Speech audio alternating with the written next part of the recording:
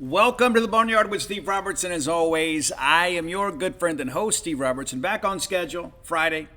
So you get 3 shows this week. You just had a day delay. I apologize, but we're here on Friday, and hopefully we'll be back on schedule next week without any issue. Now, give you a little bit of an update. Next weekend, I'm going to be out of town, and probably we'll have to do the Friday show on Thursday.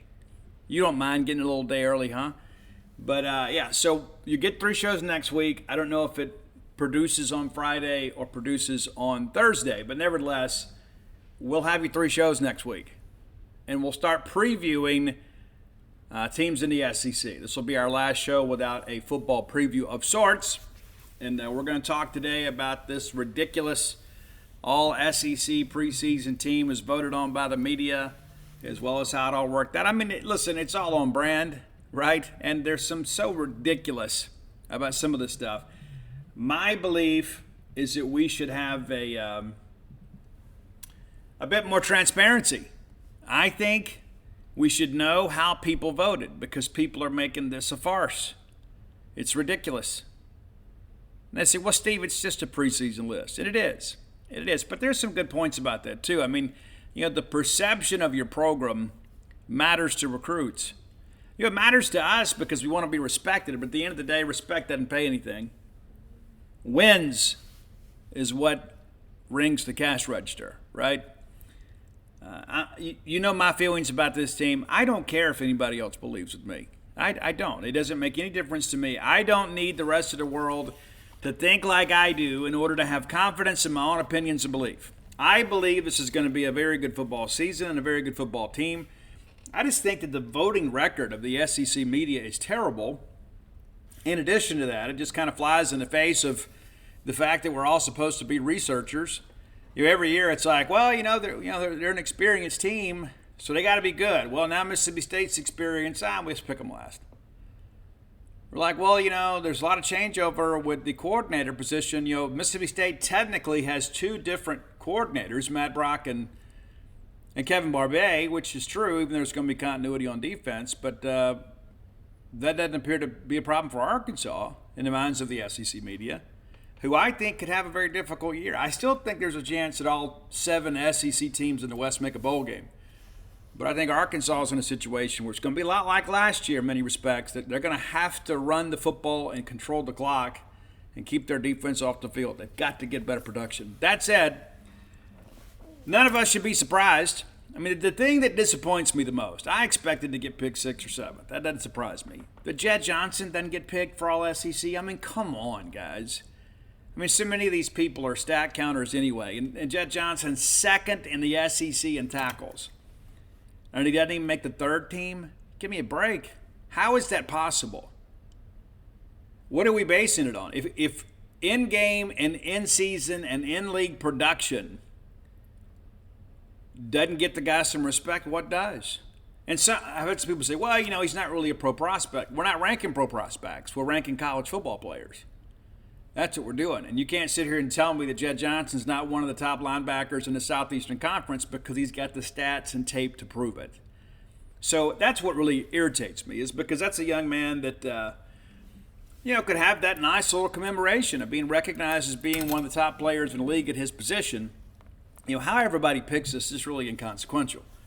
But to not vote him to all SEC is ridiculous. It's like a few years ago when they didn't give Bernard McKinney the nod, but voted for the second Kimdichie brother, Denzel, I think was his name. But, I would venture to say that Bernard had the last laugh because he had a few years in the National Football League and did some cool things and made a lot of money.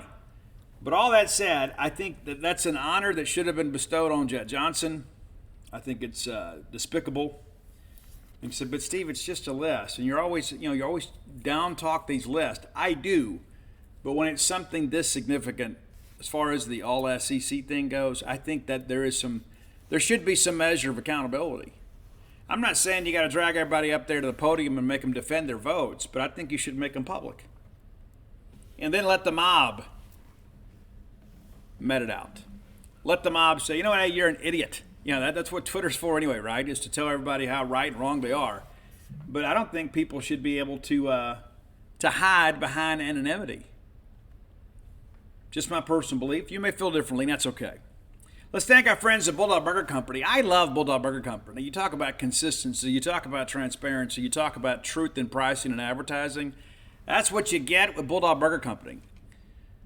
Got to get in there again. You know, the kid is home now after spending a month at Young Life Camp. He was ready to get back around his work friends and back to Bulldog. Matter of fact, he's working a double shift today. So if you swing in Bulldog Burger Company in Starkville, say hello to Ian. But I tell you, it's been a great experience for him. He loves his work family. He does. They hang out together outside of work. It's been a great experience for him. And I was already a raving fan of Bulldog Burger Company long before Ian worked there. But I'll tell you, it's I find myself going a little more often. You know, he's going to be going off to school here in a couple of weeks anyway, and so we're going across town. But, my point being is that, I find a reason to go in there.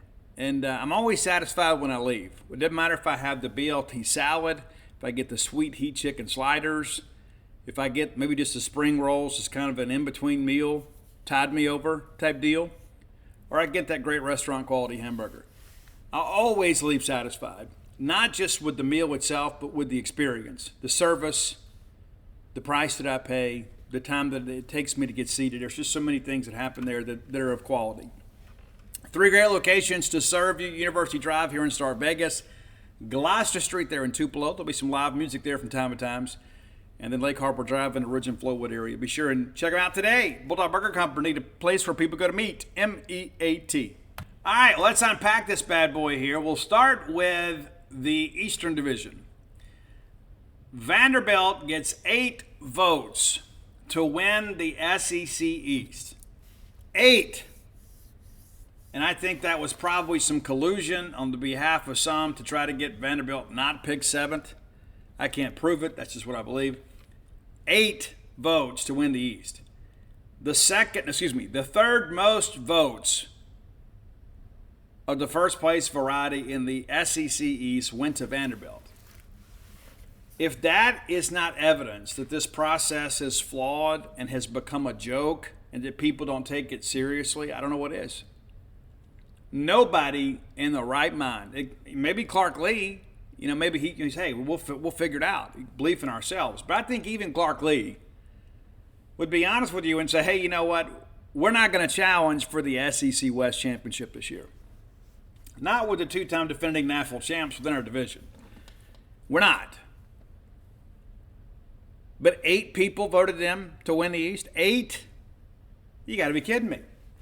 And because of those 8 votes, it just kind of skews some things around a little bit, I guess.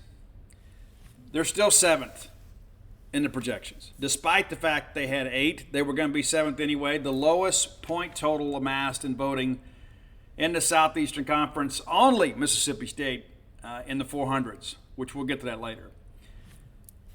But this, again, further illustrates that we have got to do something different going forward.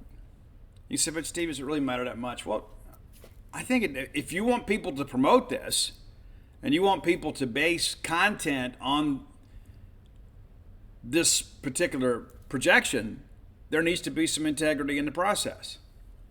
I mean, let's be honest about this. The definition of media has changed a great deal over the years. It has. There's no doubt about that. But when you have 8 people, 8 grown people of voting age, credentialed to go vote in this thing, and they pick Vanderbilt, something's wrong. Something's wrong. I think we can all agree. All due respect to Barton Simmons and Clark Lee and everybody associated with Vanderbilt football, but nobody in their right mind expects Vanderbilt to win the SEC East this year. Nobody. I don't care how they voted. The whole thing is a sham. Number 6 in the East is Missouri. That shouldn't be a big surprise either. I mean, you're 6 and 7. The East is probably fairly easy to pick. Until you get those middle teams, kind of shakes up a little bit. Florida is 5th. I actually have them 4th, as you guys heard on yesterday's show. But Florida, like Missouri, did not get a single vote to win the East. Now, everybody else the rest of the way did. So 5 teams get a vote to win the East. Think about how absurd that is. You have the 2-time defending national champion and 5 teams within their own division are picked to win the division. Give me a break. And, of course, Kentucky. Man, it happens every year. Kentucky gets a vote to win the SEC East. They nearly finished third in the projections, but they're fourth. And considerably ahead of Florida, who was fifth. But Kentucky with that strong first place vote. I'm sure there's somebody out there that'll tell their grandkids, I went in there and I voted for Kentucky because I love the Wildcats. Guys, I love Mississippi State. But I would never, ever, ever, ever, ever go into a process like this and insult the Southeastern Conference by voting Mississippi State to win the West if I didn't truly believe they would. As I mentioned, South Carolina finishes third. They have 3 first-place votes, and I suspect many of those people are probably in the South Carolina media. But 50 points ahead of Kentucky. And that's kind of how I see it, too. I think South Carolina will probably finish third in the East. I don't have my ballot up, but that's kind of how I remember it. And I think a lot of it's going to boil down to Spencer Rattler. What kind of year can he have? Now, considerably ahead of South Carolina, over 400 points ahead, is Tennessee, who got 14 first-place votes. And I guess if you're not going to pick Georgia, you'd pick Tennessee. They're clearly the number 2 team in the East. You can say, well, Steve, Georgia doesn't have, Stetson anymore. Well, Tennessee doesn't have Hooker anymore. So it's going to boil. You think it's really going to boil down to just that? I don't think so. I think Georgia, by and large, has a more talented roster. Tennessee did lose some key players, but they returned, some veterans as well. Tennessee will be a good team. I remember last year, even some of you, when I picked Tennessee to do as well as they did preseason, people were like, Steve, I don't see it. Josh Heupel's the real deal, man. And now that they're out from under the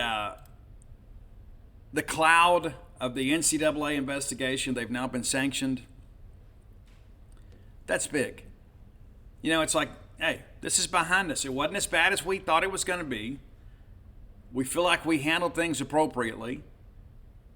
And now it's time to go play football. And you guys, you know what? You get a bowl game this year. It was close. And there was all this talk that you might not get a bowl game, but we're going to get a bowl game. All we got to do is go win our 6 games to get bowl eligible. There's no restrictions on us for the postseason. So Tennessee's in a good spot. I just don't see them beating Georgia. And again, you say, Georgia recruited, 4- and 5-star quarterbacks for a decade or more, and then had a former junior college guy come in there and win back-to-back national championships.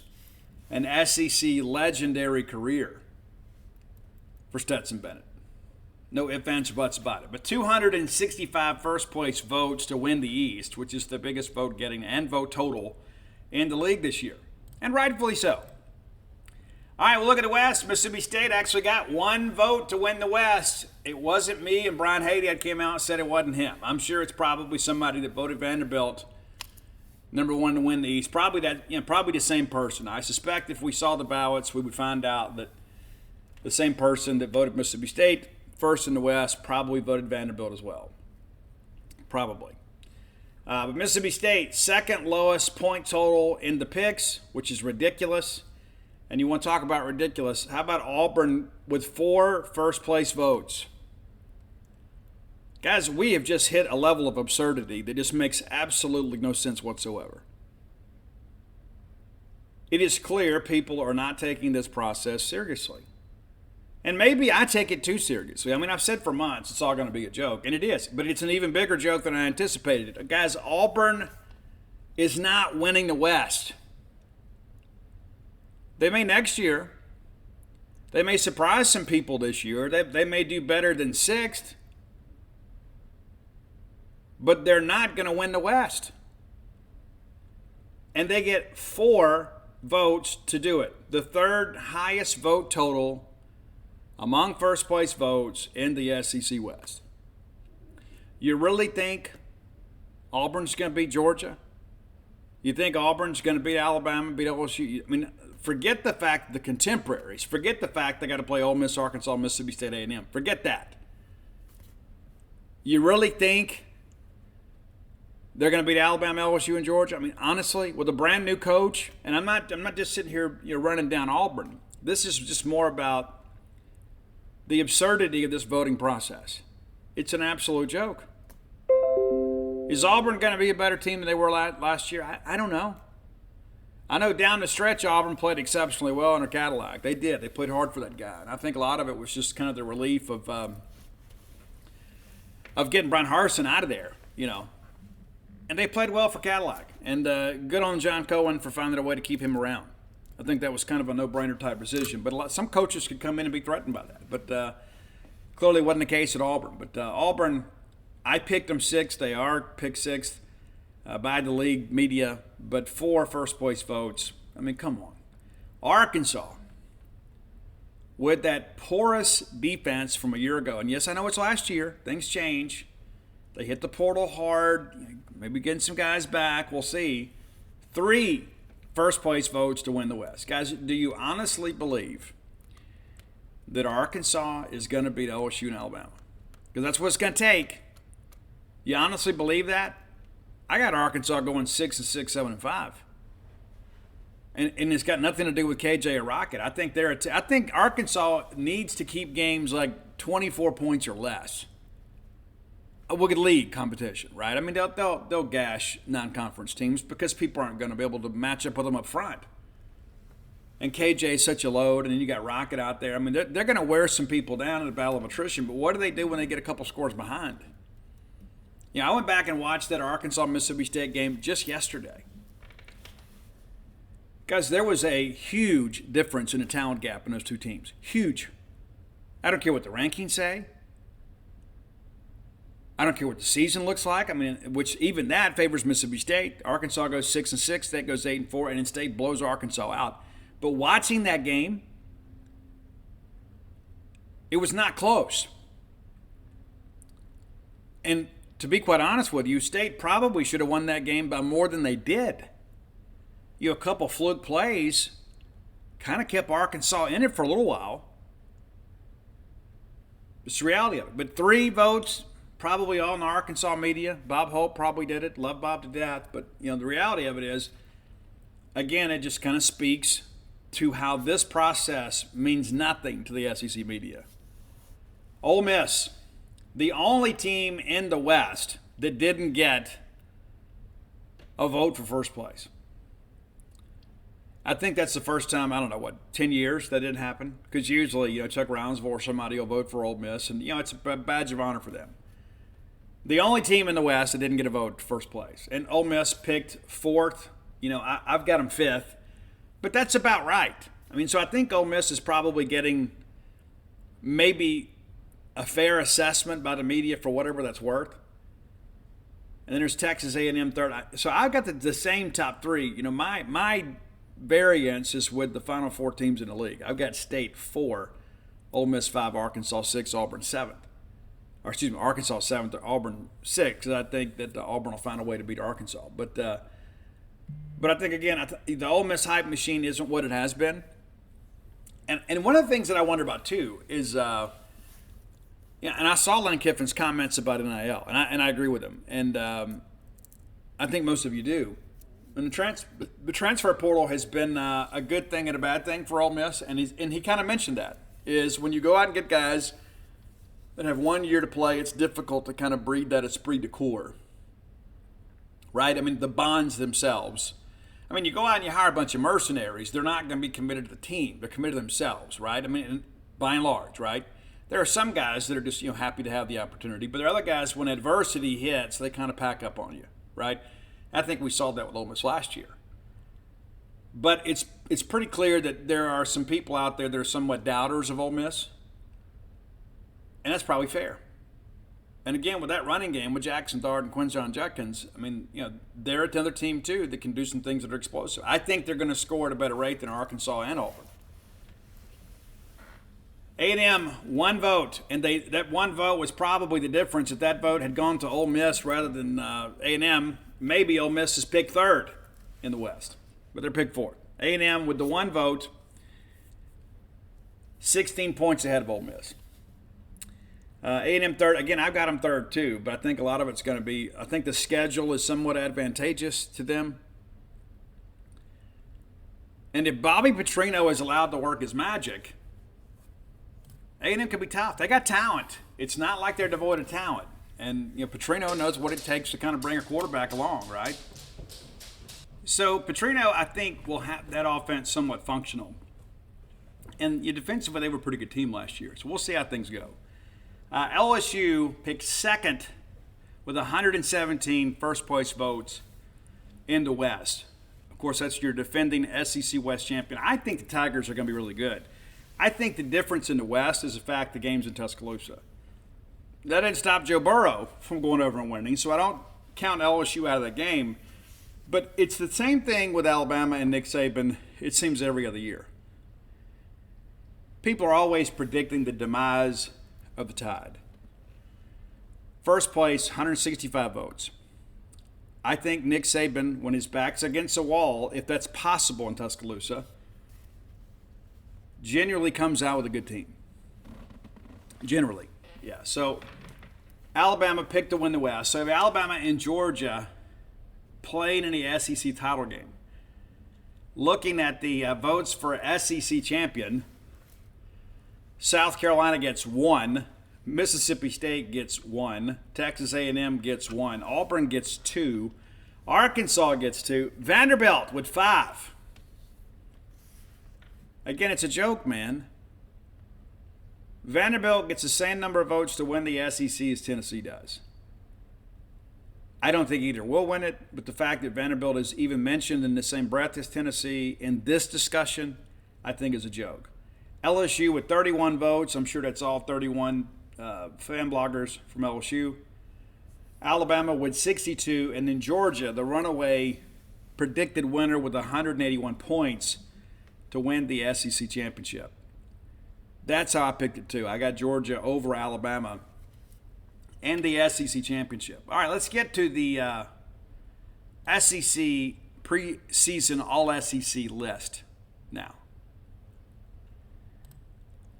All right, I have a few quarrels with this. Not as many as most, but I have some. First team quarterback is Jaden Daniels at LSU. I think that's probably the right pick.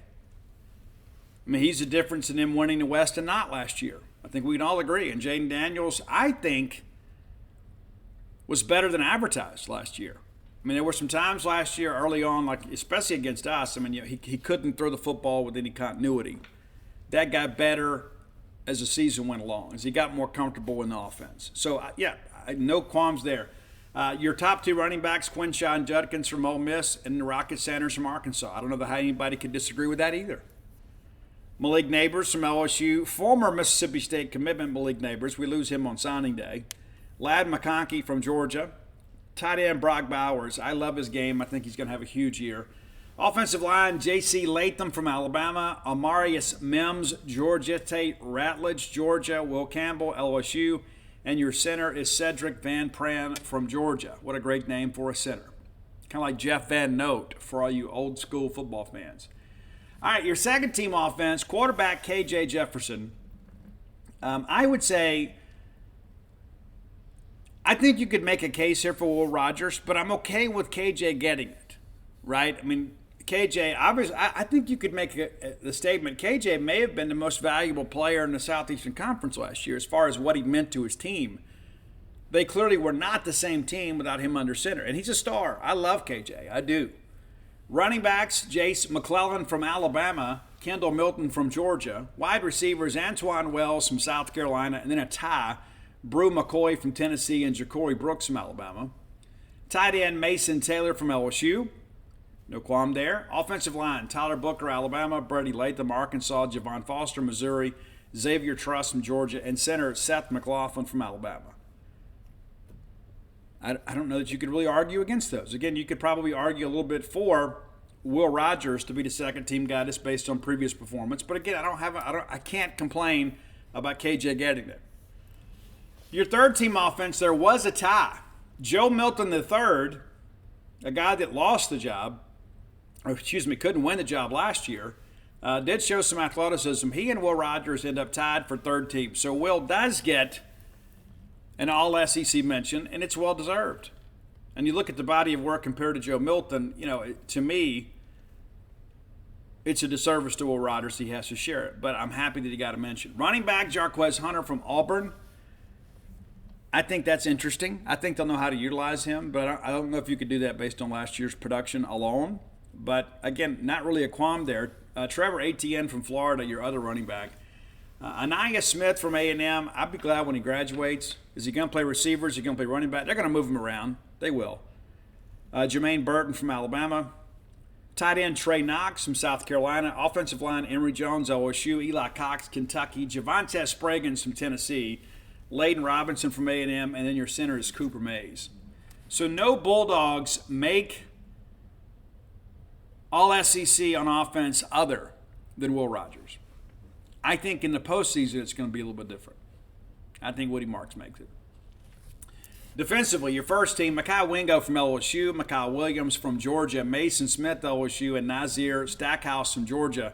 That's your first team defensive line. Probably couldn't argue against that. Dallas Turner is a linebacker, Harold Perkins, Jamon Dumas Johnson from Georgia. So, okay. I think Harold Perkins is the best defensive player in this league. Kool-Aid McKinstry, DB, Malachi Starks from Georgia, Kamari Lassiter, Georgia, Javon Bullard from Georgia. And again, a lot of Georgia names mentioned on this defense because they're going to be elite again, no matter who lines up under center. Second team defense, Columbia High School product and former Bulldog recruit Jaheim Otis. Second team. That's big.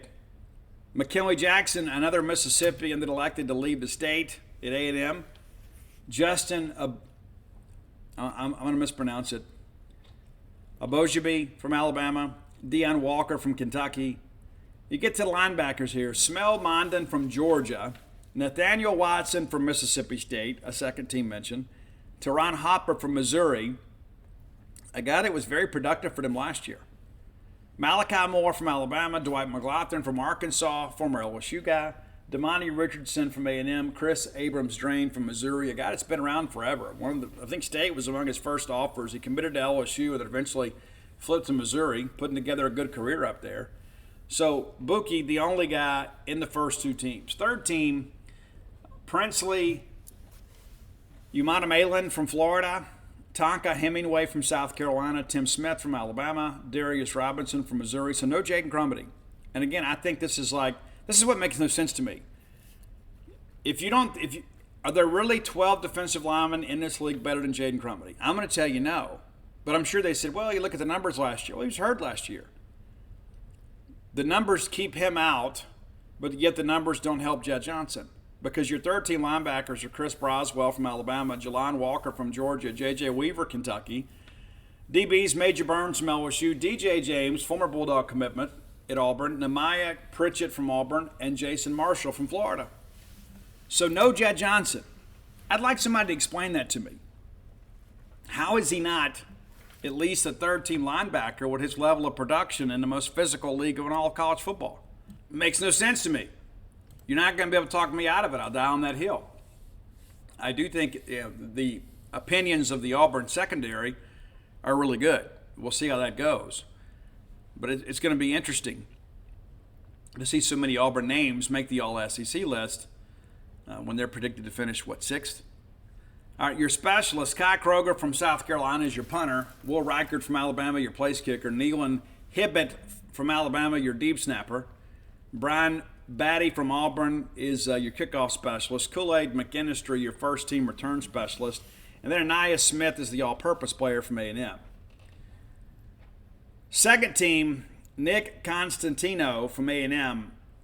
He is a weapon for A&M. The fact that he's not first team is a little bit of a surprise to me. Harrison Mevis from Missouri is the place kicker. Slade Roy from LSU, the long snapper. Barry and Brown, the kickoff specialist for Kentucky. Then Anaya Smith, again, is your second-team return specialist. Then your all-purpose player is Tulu Griffin.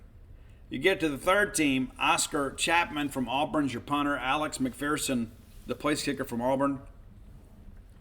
William Moat from Georgia, the long snapper. Mitch Jeter from South Carolina, the kickoff specialist. Then Tulu, again, a return specialist. So a two-time honoree is Tulu Griffin, and then DeCarrion Joyner from South Carolina is your all-purpose player. And so So we do get 3 Bulldogs on the All-SEC list in Will Rogers, Bookie Watson, and Tulu Griffin. Last year, Tulu was snubbed, as was Bookie. I remember Emmanuel Forbes ended up being a second-team preseason All-SEC selection. But again, this is the thing where I really take quarrel with. It's not so much the picks of how everybody finishes. I think we put this list together, and as a guy that used to be a voter on the Fox Sports All-American team, I can tell you we were challenged on our votes because we wanted that team to have some credibility. Nobody ever told me how to vote, but I had to kind of explain my picks. Like if I was kind of out of concert with everybody else. And that's one of the things that I always did. Like Brandon Huffman was out west, and I would say, hey, Brandon, I need to make sure I've got a West Coast flavor to this thing too. Who are the obvious offensive linemen that maybe perhaps I'm missing, So I took a lot of pride in doing that. I did research. I would agonize over it for days, and then I would vote my All-American ballot. It wasn't something like this where I go pick Vanderbilt to win the Southeastern Conference. And again, a list is a list, and maybe I make too much of this, but I think the whole thing is a joke and it smacks of disrespect. Now, the flip side of that is, this is probably the best thing that happened to Zach Arnett. Probably. Because Zach Arnett, as you guys know, has been an underdog his whole life. He will utilize these snubs as a way to motivate his team. It's like, hey, they don't believe in you. If we had been picked high, top half of the West, which I think we are good enough to be in the top half of the West, we finished third last year. And we basically returned the same team, minus a few changes in the secondary. But by and large, it's the same team. And so you start working through this, and you begin to ask yourself, okay, what data point did you use to disrespect Mississippi State other than your own inherent bias? Think, oh, it's a new coach, Leach is gone. Well, you spent 3 years telling us that Leach and the air raid weren't going to work. So now we make the coaching change. You're like, oh, well, that's still not going to fix. It's not going to work, Bulldogs. There's so much of that we have to work through and overcome as a program. And listen, people say, well, it boils down to marketing. No, it doesn't. There are some people that think so poorly of Mississippi State and Starkville and never set foot on our campus. There are a lot of people that go to SEC Media Days that don't cover road games. And the only time they're going to watch Mississippi State play is when we're the only game on television or we play the team they're covering. And so there's only so much media relations and marketing can do. The bottom line is you got to go out there and win. But this is pretty appropriate. This is apropos. When you get down to the brass tacks of the whole thing, this is what Mississippi State fans have learned to expect from the SEC media. And there are some teams out there that do a really good job of marketing themselves. And then when things don't go as well, they pay for it. But the reality of it is this list, in the end, means nothing. We got to go play the games. I believe in this team. Are there going to be some hiccups early on offense? Yeah, getting LSU when we do is probably not necessarily advantageous. I mean, this LSU defense is going to be legit. And you know what they have with Jaden Daniels. They're going to scheme up some things, try to get Malik Neighbors in one-on-one coverage. And I don't know that we've got somebody that can man up with him. We don't have Emmanuel Forbes. We don't have Martin Emerson. It's going to be up to DeCamerion Richardson. But I suspect they'll try to get him paired up with a safety more often than not. And Brian Kelly is a guy that's been around a long time. They're going to do a good job. But the reality of it is we got what we expected. I just think the snub of Jed Johnson is a glaring omission and an indictment on the SEC media. It is. But at the end of the day, I'm sure Zach Arnett is probably already in the group text telling everybody, let's go prove them wrong. Let's go prove them wrong. And that's the thing. When you got a guy like Zach Arnett, you know what fuels the furnace is doubt. When other people doubt him, doubt his team. I spent a lot of time watching football yesterday. Kind of an in-house day off in many respects after I got done with the show. I watched how we played against Illinois, watched how we played against Arkansas, against A&M, against Auburn. Guys, there were times last year we were absolutely electric. And there's some other games that we weren't. Kentucky kind of stands out. Alabama stands out, right? I mean, and it's Alabama, right? In Tuscaloosa. But I suspect you're going to see a much, much, much more physical Bulldog offense. And I think you're going to see some guys out there that are going to feel like they've got a chip on their shoulder. They have something to prove. And so at the end of the day, I think this is just fuel for the journey. I don't think it's going to mean anything when it's all said and done. I think that's probably something that'll be stuck to the corkboard in the locker room all year long. And we'll keep the receipts, SEC Media. We will. We'll keep the receipts. We'll honor you at the year's end. Maybe we'll do a little video. Who knows? And we'll just play all the people that, projected state to be a bad team. And the problem that I have with it, of course, I'm a lot closer to it than most. Like, I can't sit here and tell you which personnel groups at Missouri are going to be, good. I think the wide receiver should be. And you got Cook, it's a veteran quarterback. Offensively, I'll be pretty good. And defensively, they showed some real signs last year and really gave Georgia some trouble, if you remember. And Georgia, obviously, a very talented team. But I can't intelligently sit here and tell you, what personnel groups are going to be strengths and weaknesses for that team, because I don't cover that team. I don't know that. And so I say that to say this. This is a Bulldog team that is capable of doing some big things this year. Do I think we're going to a New Year's Six game? I don't. Could we get to the Citrus Bowl? Maybe. We've never been. I think we're back in Florida this year. And I think this is a team that's going to wreck somebody's season. I think there's going to be somebody out there that's going to overlook Mississippi State, or they catch us in a sandwich situation, and Zach Arnett and those guys are going to get that signature win. That was the thing for years and years when Dan Mullen was here, is we never had the big signature win, right? Even though we won some games that, people go, well, yeah, you beat that Michigan team up, but they ended up firing everybody.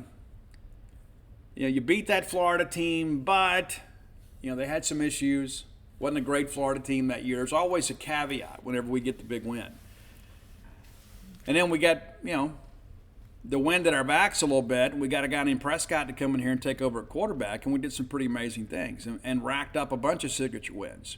But I don't think Arnett's going to have to wait 4 years, 5 years into his tenure to pick up a very impressive win over somebody that will negatively impact their season. I think that's going to happen this year. Next year's a different story. We're going to have to do some very aggressive roster management heading into next year. But I think you feel really good about what we have this year. I think Kevin Barbay is a guy that's probably sitting back. If you've ever played Rook, I think he's holding the Rook and the Red 1. And I think some people are overbidding to get the kitty, if you understand that language. I think Barbay has the weapons he needs to make some pretty things, some good things happen, shall we say. All right, time for today's Top 10 list. As always, brought to you by closewithblair.com. That's CLOSE with Blair, BLAIR.com. And again, I go back to you, why throw your money away on rent for your college students? Whether they're going to Mississippi State or Southern Miss or Ole Miss or Belhaven or wherever, if they're going to live off campus, why not put some money into getting a condominium or buying a home and then co-signing with your kid and allow them to build some adult credit? Perhaps they take over the payments after graduation, or perhaps you sell the property and recoup your investment, or at least part of it. Or you could just stay on that hamster wheel of renting where you never really get anything accomplished other than making somebody else wealthy. Reach out to Blair to get more details about that, but visit him on his website at closewithblair.com. That's CLOSE with Blair, BLAIR.com. Or give him a call or text today. This number goes right to him, not a receptionist, not a call center, right to Blair Chandler. It's 601-500-2344. Again, that's 601-500-2344. And we've closed Boneyard loans in back-to-back months. How about that? Let him know you heard about him on the Boneyard. Be sure and tell him. We appreciate that. Blair's been with me a long time, one of my dear friends. Love that guy to death. And I know what a great job he'll do for you. Again, that's closewithblair.com, 601-500-2344. All right, today's Top 10 list. As you guys know, I have put the finishing touches on a brand new book, When the Bottom Falls. You can pre-order today at whenthebottomfalls.com. If you're a fan of mine and my work, I encourage you to buy the book. If you're a person that's been impacted by addiction or alcoholism, I encourage you to buy the book. If you're a person working a program of recovery, I think this book is for you. If there's somebody you know that's been negatively impacted by addiction, I encourage you to buy a copy for them. And maybe that person itself, maybe they're in the throes of addiction, maybe they read something that maybe sparks some comeback. But if not, I think this is one of those things too, that maybe for their parents or their wife or their husband or somebody that's connected to them closely that needs to kind of understand addiction a little bit better. I've given you my point of view. So go again. That's from go to whenthebottomfalls.com. You can pre-order today. Pre-sales have gone exceptionally well, and I want to thank you guys from that. And again, look at about a mid to late September release. So you got some time to do it, and all pre-orders will be signed. But the reality of it is that the sooner you order, the sooner we can get your book out. So if you order today, it's still going to be September. All right, top 10 today, also kind of affiliated with alcoholism. And some people are like, Steve, I guess they're tired of hearing about this. Well, it's the reality of life, man. What do you want me to say? So you may remember the great band Tears for Fears, right? We're doing a top 10 on those guys today. And Roland Orzabal was as kind of the driving force behind it. He lost his wife, Caroline, to alcoholism. And she really battled with alcoholism and depression. Those things kind of go hand in hand. It becomes one of those things where, like in the beginning, the alcohol and the drugs give you a bit of a break from reality, kind of an escape. And then in time, the remedy becomes your poison, because it becomes this vicious and never-ending cycle, because you go drink to escape, and then you don't take care of things around you, and your problems begin to multiply. Then there's all this shame and guilt for not taking care of things, so you drink to escape that. And so you can understand how the downward spiral begins to escalate. And that was the case for Caroline Orzabal. She battled depression and alcoholism for years and ultimately died to alcoholism-related illness. They called it natural causes, but in the end, alcoholism is what took her from us. And as a result, Roland was devastated. He said that he lost his soulmate.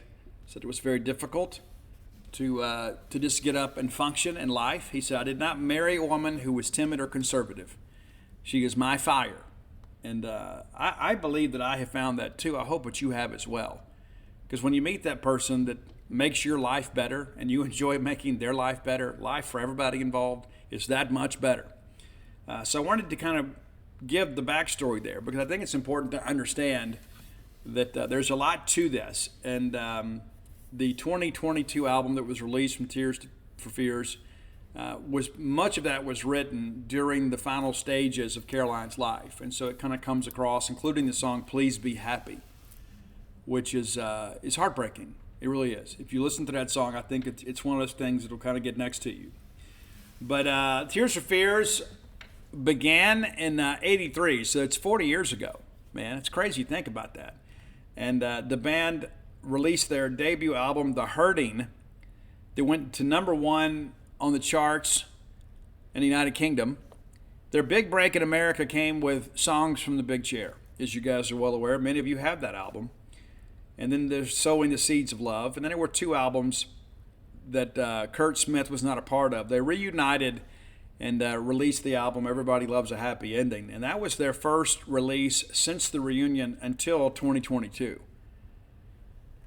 So our number 10 song is from the new release, the title track from The Tipping Point. Again, this album was written during the final stages of Caroline's life. And I think there's also there's this haunting, airy feel to the song that really makes it seem very theatric. And so I think you're going to enjoy that one. Number 9, a lot of people don't know this, but initially Tears for Fears was kind of in the same vein as Depeche Mode. It was just 2 guys out there, and they sequenced a lot of things, and they put this stuff together. So there's a lot of synth pop in the earlier catalog, and that's part of the deal. And you kind of get that in our next couple tracks here. Number 9 is Pale Shelter. It's really a Depeche Mode OMD, and for those of you that have forgotten, that's Orchestral Maneuvers in the Dark. It's a lot like that, kind of got a New Order feel to it in some spots, because that was part of that next Great British Invasion was the new wave acts, and so they were kind of part of that, kind of on the back end of it. But you know them more from kind of their rockin' and top 40 type things, but at their core, they were really kind of a new wave band. Number 8, another one. I love the keys on this one. It's Mother's Talk. I think you'll dig this one, and it's basically a dance song. At the end of the day, it's what it is. You'd say, well, Steve, I know the hits, but I didn't know they did a dance song. They did a bunch of them, especially in the early stages. Now, the newer album has kind of come full circle. All right, number 7. This is a hidden gem in the Tears for Fears catalog, and we're going to kind of get to the hits next because they did have several hits. But it's a great track called Women in Chains, or Woman in Chains, excuse me. And the great Oleta Adams sings the duet of the female part. And you say, well, Steve, I've heard that name before. Yeah, Oleta Adams had a massive hit in the early 90s with Get Here. I don't care how you get here, just get here if you can. You can reach me by airplane or whatever. An amazing love song. And also, Phil Collins sits in on the drums on this great track. So Woman in Chains, kind of an all-star track. Really cool, kind of ballady type track. It's a little different than everything else on our list today, but it's, again, a song that I think is very impactful, and I think it's a song that you'll enjoy. Number 6, Mad World. Really like this one a lot. It was a minor hit in the States, was a bigger hits across the pond there, but Mad World, one that really kind of showed they had some staying power. Number 5, Sowing the Seeds of Love. The video was wow. The video is like something like Through the Rabbit Hole from Alice in Wonderland. It's like you think you're on an acid trip or something. But Sowing the Seeds of Love, amazing song. I think the vocal is incredible. And so many people know it. But I think if you sit down and don't just listen to the chorus, maybe listen to the verses and the actual full lyrical content, I think it's a song that you're going to fully appreciate. Number 4, huge hit. Huge. But it's number 4 for us. It's Head Over Heels. Something happens and I'm head over heels. I think the vocal on this is immaculate. I think Kurt Smith's work on this, the guitar work, phenomenal. It's one of those songs, too, it's relatable. We've all been there. We've all felt this. Like all of a sudden, it's like you meet somebody, and next thing you know, it's like it's just making you miserable because you can't be with them. And you're head over heels. Everything matters, right? That's a big part of all this. Number 3, the comeback off the album Elemental. This was without Kurt Smith because after they had, Sowing the Seeds of Love, there were 2 albums that Kurt didn't appear on. They've had 7 studio albums in their history. This comes off Elemental without Kurt. It's the great song Break It Down Again. It's kind of a comeback track for Tears for Fears. And, of course, Rowan kept the name even though Kurt had left the band. Rather than perform as a solo artist, he continued to perform as Tears for Fears, even though his songwriting mate had left the project for a couple albums. But great track, and I love the the little character type things within songs. The little things that are not just the kind of the fill-in parts vocally. I love that on this one. Number 2, a song that everybody knows. It seems like it was in every movie from the 80s. It's Everybody Wants to Rule the World. It's great, like the end of Real Genius. The closing credits play to Everybody Wants to Rule the World. And of course, Real Genius, the great movie with Val Kilmer, before he was Iceman. It's great. I love that album. And I love that movie. If you've never watched Real Genius with Val Kilmer, it is amazing. I absolutely love it. Absolutely love it. There's Kent, Mitch, and there's one part in there. And it was an ad-lib part that Val Kilmer put in himself. And like the professor is like, hey, I need to see more of you in the lab. And Val says, okay, I'll gain weight. It's a great line. But it's a very, very 80s movie. But it's very, very interesting. And, the ending is something that is timeless in my estimation. But again, Everybody Wants to Rule the World is part of that great soundtrack. But one of those songs, too, that was very, very 80s, not just because of the fact of its production value, but of its subject matter. For us that were, children of the Cold War, that's what we grew up with. It wasn't like it is today. Like back in those days, you didn't fight Civil War on Twitter. It's a much different deal. Maybe it's safer today, but people feel more plugged in. But, there was all this, there was more national pride back in those days. There just was. Because we all felt we were headed to our own collective nuclear war fate. It's like, hey, I don't like this guy, but you know what? I may need to trade some canned goods with him someday when the Russians attack. We live with that. And I wrote about some of that in the book, too. It's like we grew up in the shadow of a pending nuclear attack at all times. It was always something. Then when the Chernobyl thing happened, if you're unfamiliar with that, you can look it up. The Chernobyl thing happened. All these people got radiation sickness. It's like, this is what you've got to look forward to, America. At some point, it's going to happen. There were movies about it. I mean, everybody, the Russians are always the bad guys in every movie. You've probably seen that, and maybe that comes back around. But at the end of the day, it was a much different deal back then. That was like the beginning of terrorism. Number one, though, and I don't think, in my estimation, there could be any song that better typifies the Tears for Fears experience, and that's a great song, Shout. And a lot of people have covered it, and nobody has done it as well as the original. It's just one of those songs, and of course, I was a young teen as the stuff begins to kind of roll out. And it's one of these things about, finding your voice, empowering yourself. These are the things I could do without. So come on. I'm talking to you. Come on. I love the song. It's still probably one of my favorite songs of all time. And so Shout, your number one track today. Everybody's heard it. And it's like one of those things, too, like you hear that little percussion in the beginning.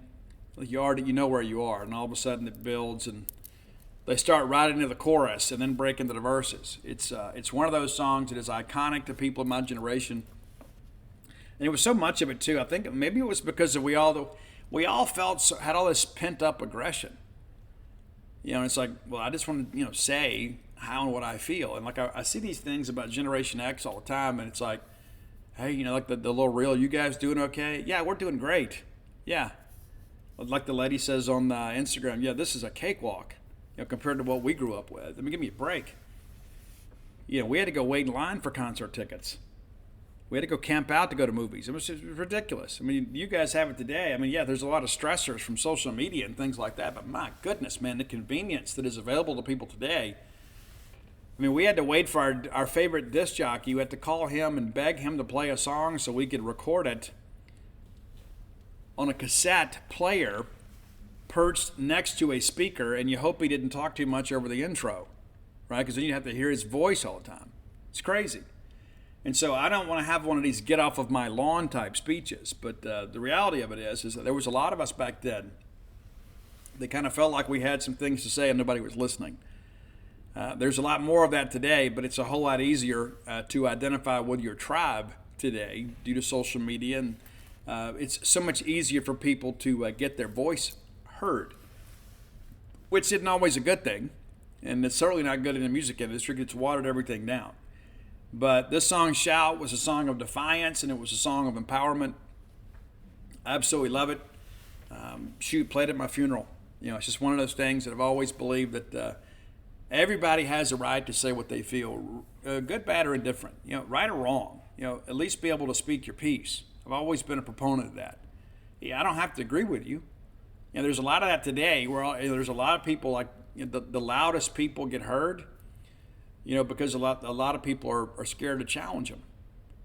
And so it's like there's this little solid, majority of people. It's like they're just kind of working in the shadows because people don't want to stand up and be labeled because of the fact that they stood up for what they believed in. I think everybody should have the ability to be able to speak up and say what they feel without fear of reprisal.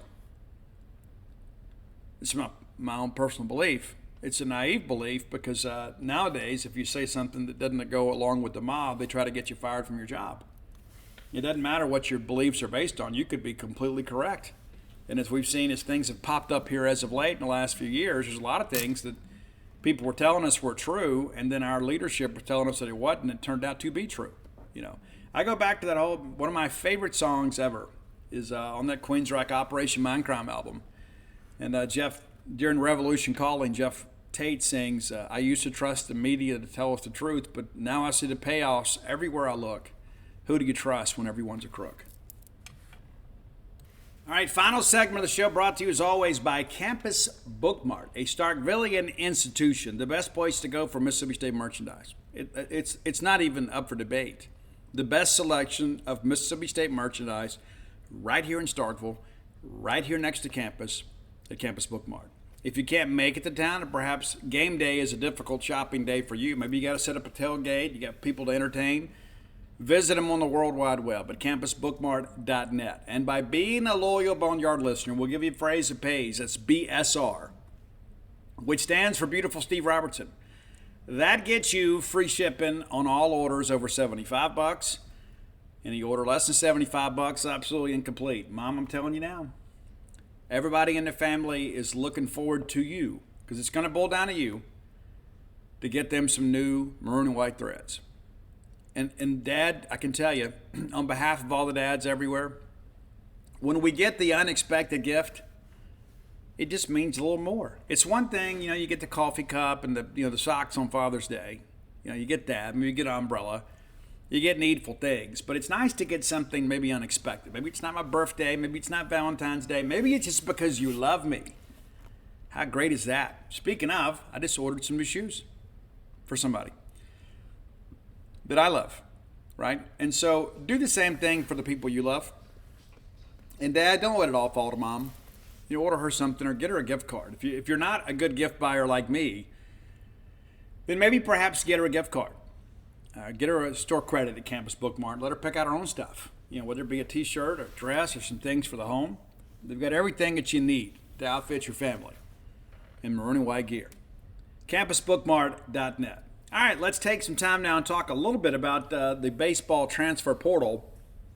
As you guys know, former Alabama pitcher Luke Holman did a flurry of visits. He visited Tennessee, visited at Mississippi State, visited LSU, and then kind of had a pop in at Auburn to close out his visits. I'm told now that he will spend a few days talking with family, talking with his advisors, and push towards a decision. Now, prior to the visits, I had somebody tell me Tennessee might actually be Mississippi State's greatest competition. That appears to have changed over the course of these visits. It now appears to be LSU, which is a surprise to nobody.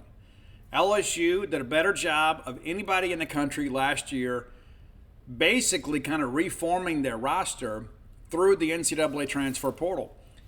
Kind of did the same thing in women's basketball. And they got a couple of national championships to brag about now. And so whether you agree with NIL or not, whether you agree with the transfer portal or not, it's not going away. And LSU kind of showed everybody, hey, this is how you do it. And they have more resources than many other programs, than many programs. And so they're always going to be a factor because we're out there chasing the best players in college baseball in the portal, as are they. Tommy White is back this year. Much of that roster is not going to return. But, Thatcher Hurd's a guy that was also, absolutely electric for them in Omaha. Riley Cooper, the same thing. Of course, Paul Skeens kind of goes without saying. But by and large, when you look at the guys that really, kind of pushed them forward, to a national title, it came out of the portal. And so they're right back in the portal again. And they go out and get jumped from UCLA, who was expected to be a Saturday starter, which kind of brings us back to Holman. Thatcher Hurd, I've had multiple Major League scouts tell me he will likely be the Friday night guy at LSU next year and could be a first-round draft pick. Certainly a day 2 draft pick if he doesn't push his way into the first. He had some back injuries out at UCLA. That was a big concern. And listen, he was up and down much of the year, but in the postseason he was outstanding. They don't win a national championship without Thatcher Hurd, period. And I think even the most dogged LSU fan will tell you the same. Thatcher Hurd was absolutely brilliant in Omaha. He was. So with Hurd returning and you add Jump to the mix, and of course you got Guidry and you got some other guys, LSU always recruits the high school ranks well. If Luke Holman wants to be the Friday night guy, it's probably not going to be at LSU. If he wants to go to LSU, he is probably competing for a Saturday or Sunday job. Now, is that important to him? Because Ty Floyd was a guy that was basically the number 2 pitcher throughout the year. Ty Floyd got drafted fairly high as well. And so that's the thing you kind of consider.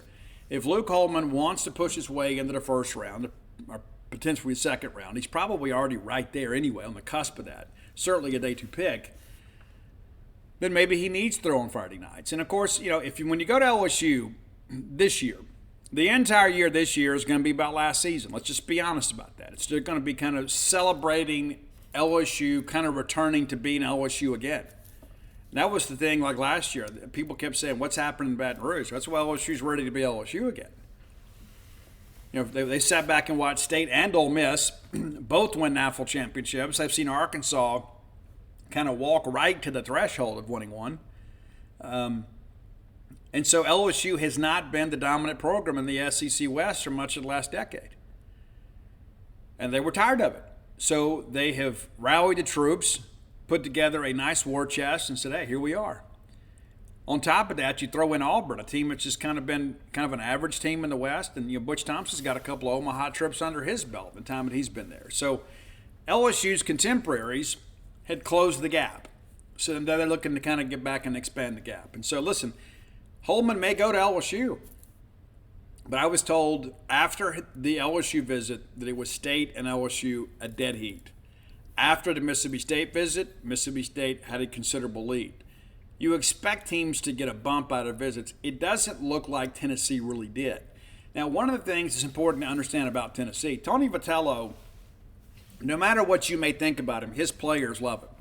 Major League scouts love him. A lot of people tell me he's a guy that doesn't, even though he plays and coaches with an edge, he doesn't really have as big an ego as you might expect. That he is the kind of guy, when he was at Arkansas, would reach out to other people and say, hey, what are you seeing? What's happening with us? When you do your scouting of us as an evaluator, what do you think of our players? That's an important aspect of things. And so Tony, again, very personable. And they're really throwing some money behind Tennessee baseball up there. The issue is with Holman is most of that is not going to be realized this year. We went through that, of course, and we demolished Duty Noble Field and rebuilt the whole thing. It took a while to get that done before it was fully realized. And so if Luke Holman really wants to play in a big-time ballpark, in a big-time atmosphere where the player amenities are already in place, it's going to be LSU or Mississippi State. Auburn, of course, has recently put some money behind their program.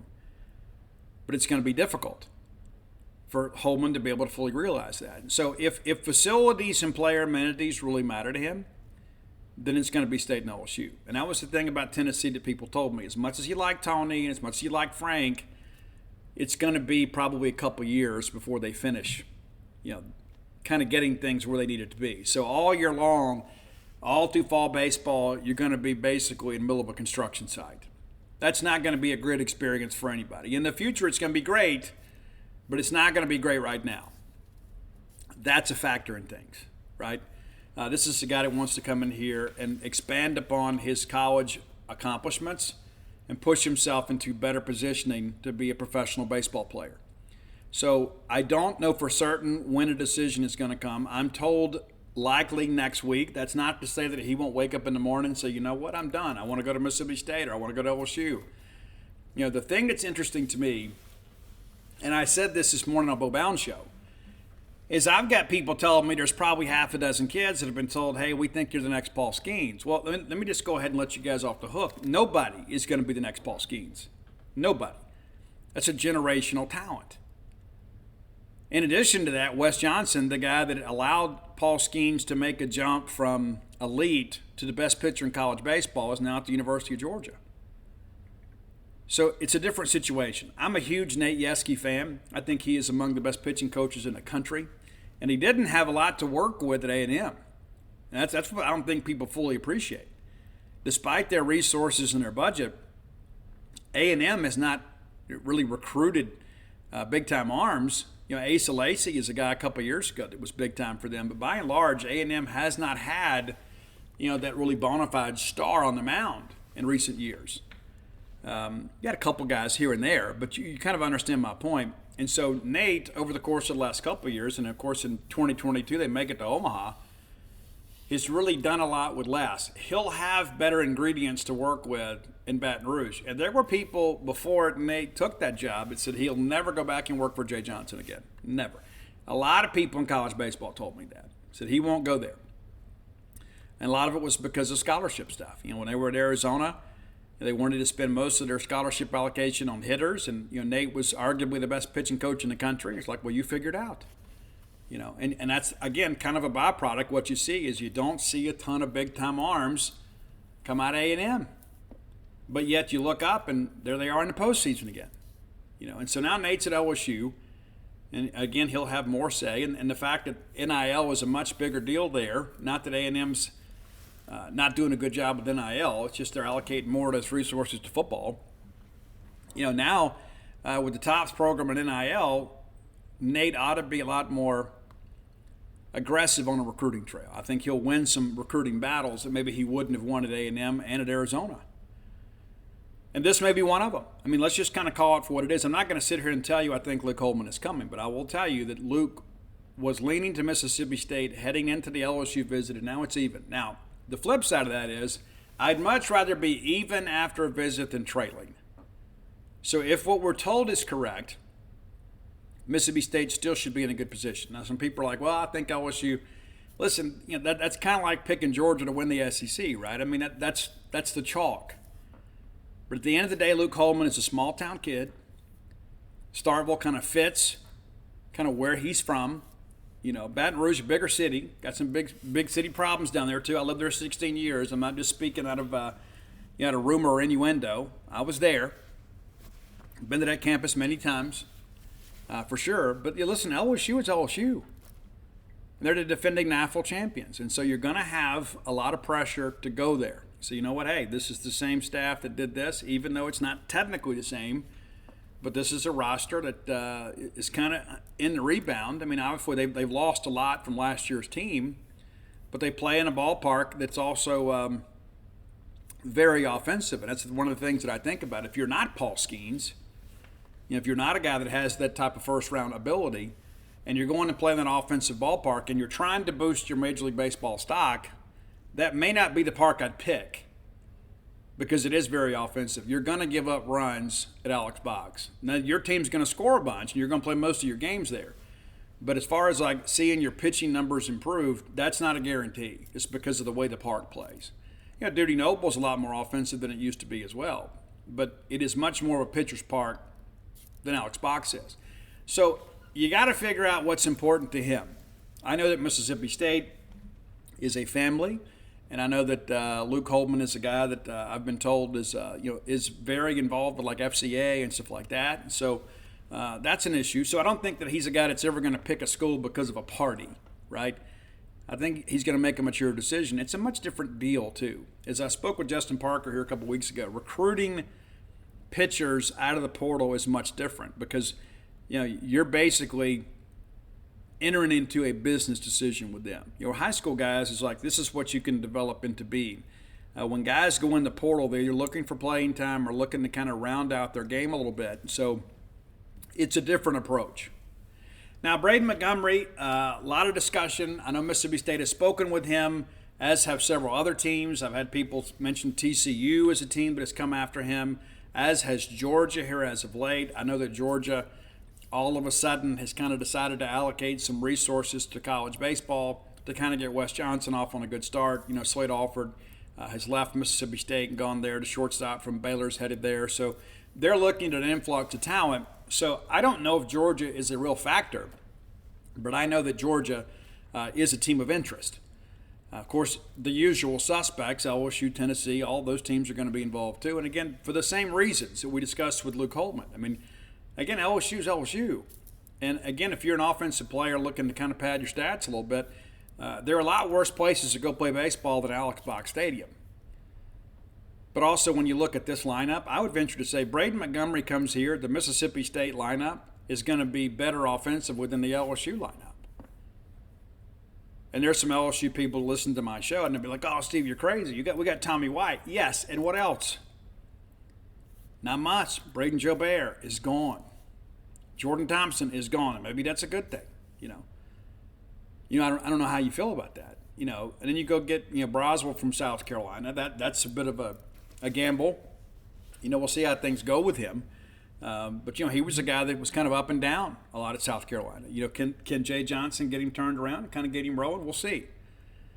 But I think if you're Braden Montgomery, too, there is the comfortability of the roster at Mississippi State. Now, he and Hunter Hines were teammates. They didn't just hang out together off the field like some people have suggested. I've talked to a lot of people that say, hey, yeah, they'd love to play together again, but that's not going to be the deciding factor. And, of course, Hunter up there going to be in the Cape Cod Home Run Derby and also on the All-Star team up there. Then there's the whole issue of, Ross Highfield. Ross is a guy that knows Braden really well. And I understand that Ross was actually a little bit closer to Braden than Hunter was. So we'll see if that matters. There are a lot of people like, oh, well, there's this on social media and there's that on social media. I'm going to tell you in the end, I don't think it's going to make any difference. What happens on social media is not going to make a big difference. I know people are like, well, this is this, well, all of a sudden this person followed this person. That's not to say that it's not relevant. Ultimately choose that team. I can't count how many times football recruits over the years, but all of a sudden they just started following this player. Maybe he's a fan of that player. Maybe he's not just going there. And there's always that aspect of it. And so, but at the end of the day, Braden Montgomery, again, there are a lot of things, a lot of advantages for Mississippi State. But I'm going to continue to say this. While I ultimately do think Braden's going to come to Mississippi State, we're not there yet. We're not there yet. And I'm told that this week they'll kind of narrow the field and figure out who and if they want to take a lot of visits, and then they'll make a decision. But I still think we're probably a week or so away from a decision. I know Braden would probably like to get it done, but I will commend him. He has gone through this very businesslike, and I don't mean that with a negative connotation that some people may suggest. He didn't want to do anything until he finished up at Omaha. He goes to Team USA Baseball, enters the portal a couple days before the deadline, puts in a do not contact order, and then his representation and his family kind of reached out to some people to say, hey, Braden's interested in talking to you guys. They set up like some Zoom calls and some visits, and those are taking place this week. And so it's kind of a methodical approach. It won't be an emotional decision. But I do think in the end, State is a team to beat. I told somebody the other day I thought we were rounding second, heading to third. I think we're about ready to head to third now. I don't know if we're sliding in third or going in standing up. I still feel good about where State stands. But I also understand this process is far from over. He's going to take some visits. And, he may just wake up tomorrow and say, you know what, I'm going to go to Mississippi State.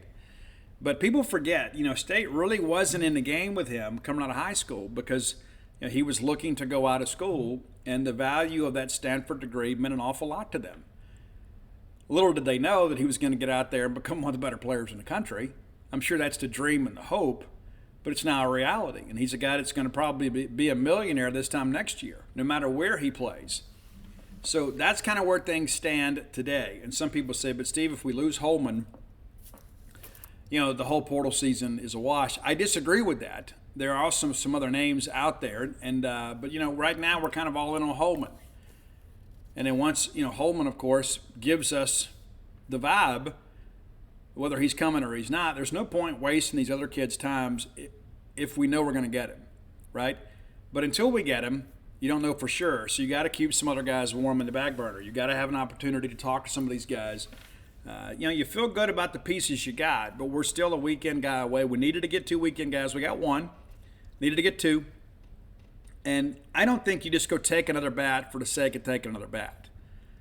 Braden Montgomery, I think, is just too good to pass on. No matter what roster you have together, even if you had the 89 Bulldogs, you would still take Braden Montgomery just because he makes you that much better.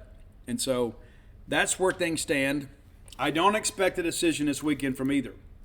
That's not to completely rule it out. I'm just not expecting that. Based on what I've heard, the Holman family wants to take a few days. And again, that's not to say that he won't wake up in the morning and say, you know what, Dad, Mom, I know what I want to do. And what do you want to do, son? Well, I want to go to LSU or I want to go to Mississippi State. Okay, well, we support that. And I think Braden Montgomery is just maybe a few days behind Luke Holman in his decision-making process. But again, 2 great ball players and could be difference makers for Mississippi State. I think that is significant in every aspect. Because, listen, I think Justin Parker is going to do a great job here. I think there is some talent on this roster that has largely been untapped, and there is some proven talent that needs some skill refinement. I think they get that with Justin Parker, but you'd like to give him kind of a running head start to be able to get Luke Holman. I think that's probably as much as you want Braden Montgomery. I think the one gap that probably changes the complexion of your team is to get Holman. You know what you got with Carson coming in, from Miami. You don't necessarily know for sure what you got with Nate Lamb, but you can't expect him to come in here and be a weekend starter. Maybe he's a long reliever for you on the weekends, and we needed a left-hand matchup guy anyway. But the reality of it is that, if you look at the LSU model, And listen, they've done a good job in the portal again this year. A good job. Not nearly what they did last year. But that's not an indictment on LSU. It's the fact that the talent pool is not as deep this year as it was last year, especially at the top.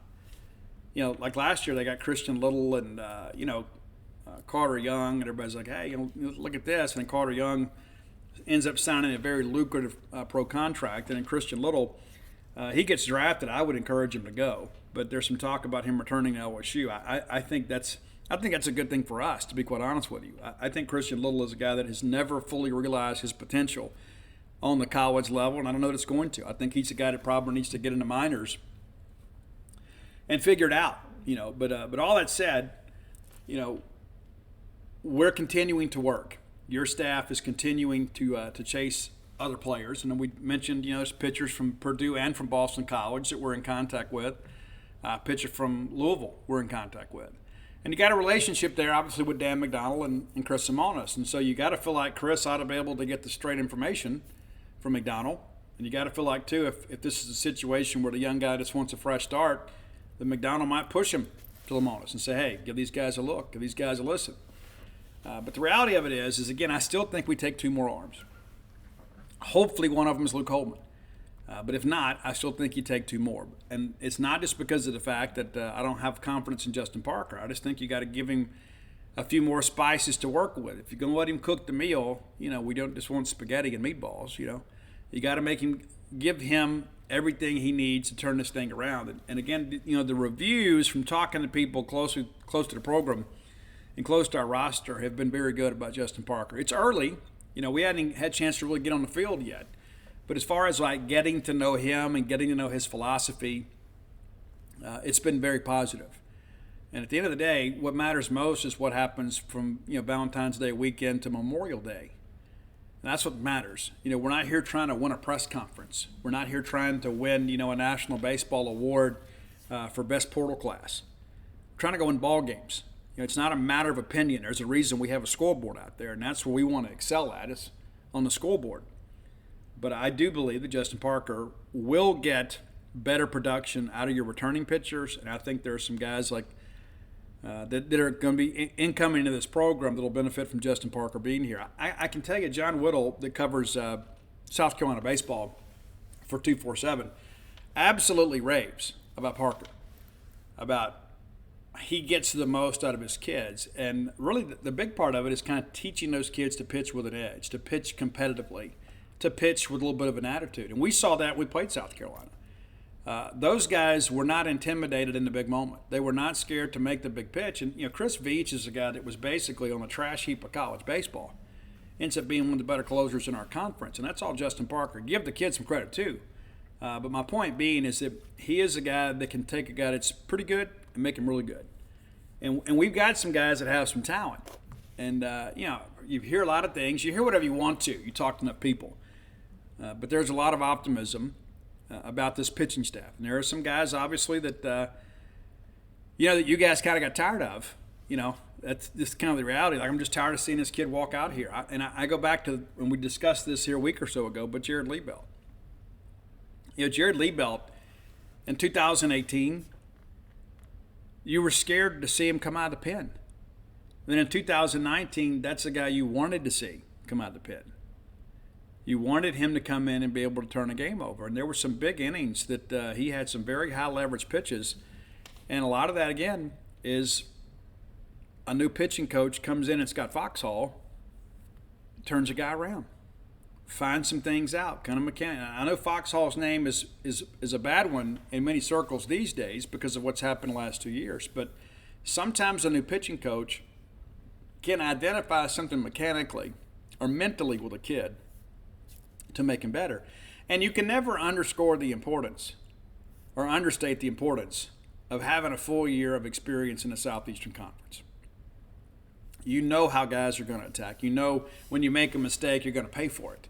And so guys will be better for the experience, and then I think better with the new philosophy. When we have been great in baseball, it's not just when we've necessarily had dominant pitchers. It's when we've had guys that were confident. We had guys that believed in what they did and trusted their stuff and pounded the zone. I mean, you go back and look, You know, you go back and think even about our team that played for a national championship in 2013.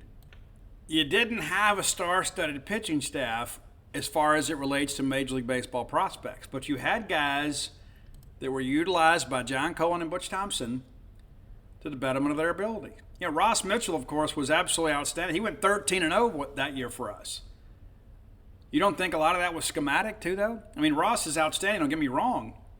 But he had 34 appearances on the year with a 1.53 ERA.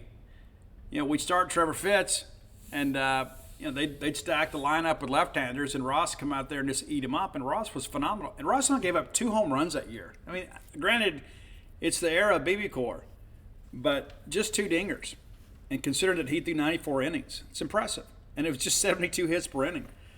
Kendall Graveman, you know what you had with him, right? You know what Kendall Graveman's record was that year? Do you know? It was 8-5. He's still in the big leagues, still lighting people up. But he was 8-5 that year. Opponents hit .267 against him, which was the highest batting average allowed for any Bulldog regular pitcher. And again, that's in the BB Core era. Then you had Luis Palarena, 6-4. A guy that made 13 starts on the year for us and played a little bit of right field for us when we had to bring in somebody to just pitch to one hitter. You know, that was part of the deal too. Then Chad Gerardo, a guy that I remember watching Chad just mop up against Florida on Super Bulldog weekend and thinking, this kid's never going to be anything here. And what does he do? He posted a 9-1 record in relief, 36 appearances on the year with a 1.36 ERA. And again, this is another guy too that many of our fans were like, you know what, I'm done with this guy. And of course, you had Jonathan Holder. Big time guy there, right? I think we'd all agree. Ben Bracewell had some big innings for us as well. Most of you even forgot that name. You get a little bit deeper, of course, there's Trevor Fitz, who went 0-1 at 6 starts, and Will Cox is the guy that played a little bit for us, 18 appearances, 4 starts. Miles Gentry played for us and had some injuries and couldn't finish up with us. Evan Mitchell was a guy that worked some with us on the weekend. 9-7 record on the year. Excuse me, that's not right. 0-1 record on the year. 9 appearances, 7 starts. I read that incorrectly. And then, of course, there's Jacob Lindgren. But you look, by and large, we didn't have great starting pitching. We had good starting pitching. We had really good relievers. And you start getting into conference play, and you begin to kind of realize that this is just a different animal in the Southeastern Conference. Do you know who led us in wins that year in SEC play? The easy guesses are going to be Ross Mitchell and Kendall Graveman, which is correct. Graveman went 4-4 in the league. And Ross goes 4-0 in the league, and all of those are in relief. We didn't have a starting pitcher that year that had a winning record in league play. Let that sink in for a second. We had 30 conference games, so we had to have 30 starts. And we didn't have a single guy have a winning record. And we played for a national championship. And so I share that. I think it's important to understand it's not always about getting the dominant piece. It's about getting the right piece and then being able to manage that. And again, the job that Butch Thompson and John Cohen did that year was remarkable. And Butch is the kind of guy that he always tends to find that extra gear in the postseason. I don't know what it is, but he can always do a little something different to get the most out of his guys. And so I just share that because sometimes we romanticize that 13 team, as we should, but I don't think we fully appreciate the job our coaching staff did because we didn't have a dominant starting pitcher. And again, we look back at Kendall Graveman kind of with a revisionist history at times. We look back at Kendall and say, hey, he was a big leaguer. He must have been dominant. He really wasn't. He was really good. He wasn't dominant. There were some days out there, though, when he had that sinking action working on that fastball and got you beating the ball in the ground and getting on the barrels, and he was a ground ball machine. And he had a really good defense playing behind him. But he wasn't a guy that could go out there and win a game on his own. He wasn't a guy that was, even with the BB Core bats, the guys he's pitching the contact, right? Because there were so few guys that could hit the home run, right? But we just went over batting average against for Kendall Graveman was the worst on the team. And so I share that because I think it's important to understand, yes, the game has changed due to the equipment that we play with. The ball's different, the bats are different. But the reality of it is you still got to go out there and throw strikes. You got to go out there and get people out. regardless of what that means. And there were so many times last year, and I noted this yesterday on a genespage.com message boards, and we talked about Cam Schulke, a guy that's currently leading the Cape Cod in strikeouts, if memory serves me correct. And Cam Schulke is a multi-slot guy. How many times last year did we trot a guy out there that was just like the guy he replaced? How many times? Well, it's a right-hander. Well, this guy's a little bit fresher, but we're going to go the same arm slot and have the same pitch selection. That's not winning baseball, guys. It's not. And we got to give people a different look, and that's what Cam Schulke and those guys do. That's why going out and getting some left-handers is important. You know, one of the things that I admired about John Cohen, especially with that 13 team with Ross Mitchell, is if we could just get Fitz to get us through the order one time, whether it be 2 innings, 3 innings, didn't want to overextend him. And everybody's already obviously chewed up, that they stack their order with left-handers, and then you bring Ross Mitchell in with that big sweeping breaking ball he had. He's going to chew up those left-handers, and next thing you know, well, now we got a pinch hit. We're bringing in Jonathan Holder with old Uncle Charlie 12-6 right in your grill. Sometimes it's not just about the players you have, it's how you manage them and let them play to their strengths. And that's what we did in 13. You go back and look at 16, obviously you had some really good pitching in 16. People forget Connor Pilkington was a freshman, and Connor was a big leaguer. And he was our Sunday guy. Outstanding, right? Because you had Dakota Hudson, you had Austin Sexton, and Austin Sexton's a guy that, how many people thought he was going to be the dude that he was? The problem that we had is Dakota was so dominant on Friday and Austin was so good on Saturday, we just couldn't sweep series until the end of the year. Kind of figured some things out. And you go back and look at the 2021 team. Christian McLeod was unhittable in 2020. People forget about that. And the abbreviated season of 2020, we're like, well, we never got into conference play, which is true. Guys, Christian McLeod made 4 starts in 2020. He goes a perfect 4-0 with a 0.86 ERA, batting average against 127, 35 Ks against 6 walks. Was there not reason for optimism to have him back on Friday in 2021? There absolutely was, and he had some issues, but one of the more dominant stretches we had, and clearly one of the better pitchers in the conference. Will Bednar in 2020, he had the big game out there at Long Beach, and people got really excited about that. But, Will, that's the only start he made that year. And he got a no decision in the game. But, we felt like, maybe we found something here. 23 Ks, 6 strikeouts, and 15 innings of work. And then Eric Sarantola, we thought, hey, we'd get him kind of going in the right direction. We know McLeod on Friday. We know Bednar on Saturday and Sarantola on Sunday. Well, then by the time you get to Omaha, you guys wanted Houston Harding. You know what Houston Harding did in 2020? He went 1-0 in 2 appearances with a 2.79 ERA. So again, you think, hey, he's a spot starter for us. He's a midweek guy. We ought to be good. But again, down the stretch, we started piecing this thing together and pushing the right buttons. We found some things. Do you know what Landon Sims did in 2020? You remember the very first pitch he threw went all the way to screen? He didn't get anybody out his first appearance. Landon Sims appeared in 7 games in 2020 with a 3.46 ERA, a 1-0 record, allowed 5 hits in 13 innings, and struck out 23. So the pieces were here. They just hadn't been polished yet. And I think that's the thing that kind of gives you some optimism for this year. You got some pieces here. You know what you got in Evan Sierra. You think you know what you got in Brock Tapper. You know that kid's going to go out there and compete. Logan Forsythe's the guy that's got a little bark to his bite too. So you feel like, okay, well, that's good. You know what you got in Bradley Lofton. You just got to get him healthy. You feel like you've got a special piece in Gerangelo. And so, again, I go back to the fact that you've got a pitching coach that is elite, that has some talent, that has shown some flashes, but needs to find some consistency. And so look for that as we kind of move forward. That's what this fall is going to be about, is finding the guys that we can trust and putting them in a position that can be successful. And I trust Justin Parker's going to be able to do that because he's got a body of work that suggests that he can. But again, we'll update you when we know something on Braden Montgomery and Luke Holman over on GeniusPage.com. Baseball board. And, of course, if any news breaks, we'll have a story if they commit to Mississippi State. But, again, I'm not expecting it this weekend. I mean, I'm prepared either way.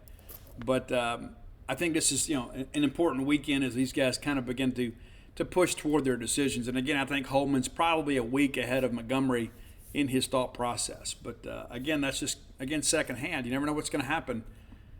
Because, again, it's kind of like with your own life. I mean, sometimes you wake up and say, you know what, I'm ready. Let's just get it done. All right, if you hadn't done so, go to dogpilethebook.com. While you're there, you can get copies of When the Bottom Falls, Dogpile, Stark Villains, and Alpha Dogs. Stark Villains, and we do have some stock again. And Bloom's Oleander will be out of print soon. You can find it at Amazon.com, BarnesandNoble.com, BooksAMillion.com. In addition to that, Stark Villains gear, always available at StarkVillains.com. Every time I wear a Stark Villains shirt around town, people say, where did you get the shirt? StarkVillains.com. I should probably put on the shirts, right? Go to StarkVillains.com, get your t-shirt and your hoodies, and you can get them in a variety of colors. So, Mom, if you're listening to the show and you got kids that go to Starkville School District, whether they be Starkville High School students or Starkville Academy, you can get Stark Villains shirts in their school colors. It'd be great if you find folks at SA would go buy a bunch of those orange and blue shirts and wear them to football games. Wouldn't that be great? It'd be super, super. But that's it for today. Until next time, let's all live our lives in a way we make more friends than enemies, and everybody can see a difference in the way we live.